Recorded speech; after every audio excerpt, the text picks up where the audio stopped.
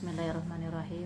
Assalamualaikum warahmatullahi wabarakatuh. Alhamdulillahirabbil alamin. Wa bihi nasta'inu ala amri waddin. Wassalatu wassalamu ala asrofil anbiya'i wal mursalin wa ala alihi wa sahbihi ajmain. Amma ba'du. Kepada Bapak Korwil Bidang Pendidikan Kecamatan Cilacap Utara yang saya hormati, kepada Ibu Pengawas Pendidikan Agama Islam Kecamatan Cilacap Utara yang saya hormati, kepada Bapak dan Ibu Kepala Sekolah se-Kecamatan Cilacap Utara yang saya hormati, kepada Ketua KKG Pendidikan Agama Islam dan jajaran pengurus Kecamatan Cilacap Utara yang saya hormati, kepada Bapak dan Ibu Guru Pendidikan Agama Islam se-Cilacap Utara yang saya hormati, pemirsa yang dirahmati Allah Subhanahu wa Ta'ala. Bapak Ibu yang saya hormati, pada kesempatan kali ini saya akan menyampaikan yaitu keutamaan Al-Quran dan bagi yang membacanya. Bapak Ibu, kita semua tahu Al-Quran adalah kitab suci orang Islam.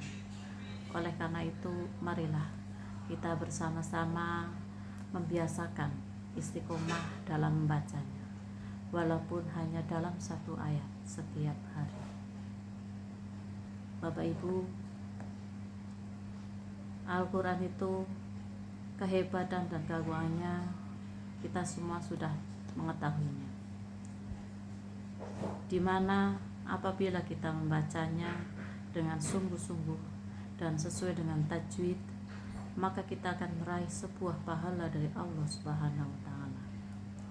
Keutamaan dari membacanya itu sendiri adalah melebihi seluruh bacaan zikir secara umum yang tidak terkait oleh waktu dan tempat, baik tatkala sambil melihat, tatkala sholat, di saat malam hari, dan di saat tengah malam, serta di saat yang lainnya.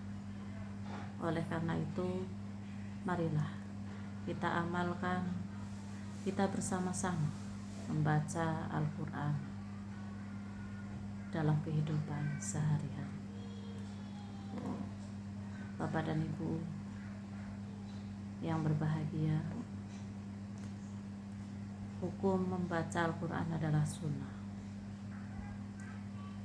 Apalagi di bulan Ramadan ini yang biasanya satu huruf adalah satu, kalau di bulan Ramadan adalah 10 kebaikan.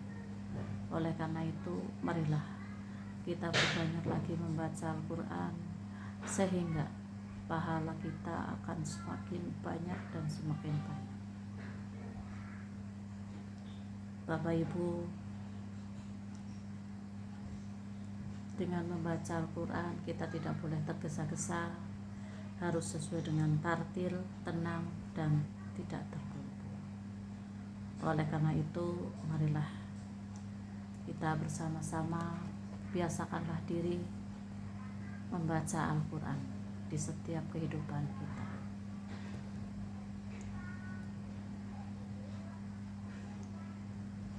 Maka tatkala kita mendengar dari bacaannya sebanyak sebuah ayat saja, maka tercatat bagi kita suatu kebaikan yang berlipat ganda. Apabila kita mau membacanya sebanyak sebuah ayat, maka nanti di saat hari kiamat akan menjadi cahaya penerangan. Sabda Nabi yang berbunyi, Bismillahirrahmanirrahim, Man istama'a ila ayatam min kitabillah kutibat lahu hasanatun mudha'afatun wa man tala ayatam min kitabillah kanat lahu nuran yaumal qiyamah. Artinya, siapa yang mendengar suatu ayat dari kitab Allah, maka dicatat untuknya kebaikan yang berlipat ganda. Dan siapa yang membaca ayat dari kitab Allah akan menjadi cahaya baginya pada hari kiamat. Hadis riwayat Ahmad. Bapak Ibu yang berbahagia, oleh karena itu, marilah kita bersama-sama biasakan untuk membaca Al-Quran agar pahala kita itu berlipat ganda. Kalau saking tidak sempatnya, kita dengarkan melalui YouTube atau maupun rekaman mendengarkan saja adalah suatu kebaikan, satu kebaikannya, apalagi yang membacanya. Bapak Ibu yang saya hormati, ada hadis lagi yang dari Abu Daud yang artinya, tidak ada seorang yang belajar Al-Quran kemudian melupakannya selain karena dia menghadap Allah pada hari kiamat berpenyakit judan, yaitu kusta. Na'udzubillah min dzalik.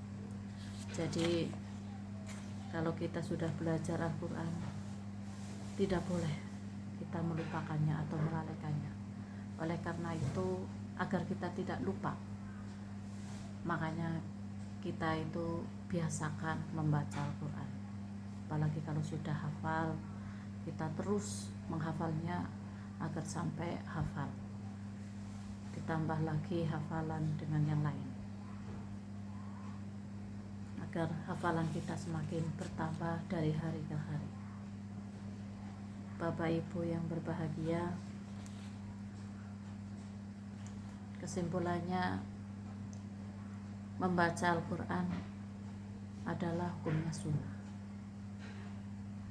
Tapi oleh karena itu Bapak Ibu, jangan karena sunnah itu kita remehkan, tapi kita biasakan.